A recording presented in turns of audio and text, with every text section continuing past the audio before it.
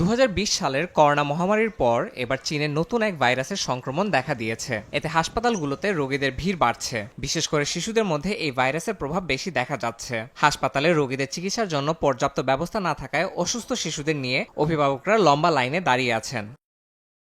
চীনের পর মালয়েশিয়াতেও এই ভাইরাসের সংক্রমণ দেখা দিয়েছে। দেশটির স্বাস্থ্য মন্ত্রণালয় থেকে সচেতনতা অবলম্বনের পরামর্শ দেওয়া হয়েছে বলে জানিয়েছে সংবাদ মাধ্যম দ্য ইকোনমিক টাইমস। প্রতিরোধমূলক ব্যবস্থার অনুশীলন হিসেবে জনসাধারণকে মাস্ক পরতে এবং বারবার সাবান দিয়ে হাত ধোয়ার পরামর্শও দেওয়া হয়েছে।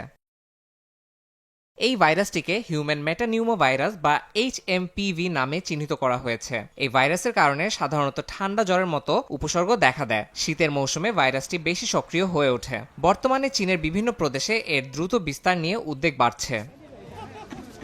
চীনের স্বাস্থ্য বিভাগ কিছুদিন আগে ফ্লু জাতীয় রোগের হার বৃদ্ধি নিয়ে সতর্ক করেছিল, কিন্তু বর্তমান পরিস্থিতি নিয়ে কোনো আনুষ্ঠানিক ঘোষণা না দেয়ায় অনেকেই তথ্য গোপনের আশঙ্কা করছেন। সংক্রমণ ছড়িয়ে পড়লে তা আরও বড় সংকট তৈরি করতে পারে বলে আশঙ্কা স্বাস্থ্য বিশেষজ্ঞদের।